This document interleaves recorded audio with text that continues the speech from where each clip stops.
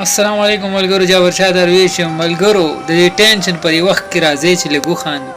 د کلیم ډزمار دا یو دوه ویډیوګانې دي چې وی ګورو.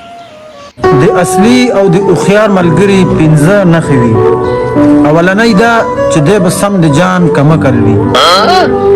دویم دا چې دی به په اړه باندې تا ته ښه صفا وي، خو چې چېرته د روټۍ ښه غوندې پروګرام وي دی به د تا نه پټ ځي. دریم دا چې کله دی وده کېږي نو ده ته به خوب ورغلی وي. څلورم دا چې کله دی د ټول جان نه وزګار شي او د نسوارو پیسې م ورسره نه وي نو دی به تا پسې خپله راځي. او پنځم دا چې ته به یا د جان ډله وي چې دی نه باوجود به هم سره لکه ته ګپ لګې.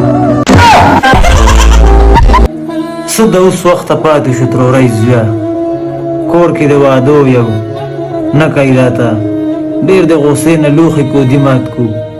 نو پلار مې راپسې ګنټۍ بیلچۍ راړي چې دا غونډ ابادي ونړو، خو نیک وم درته.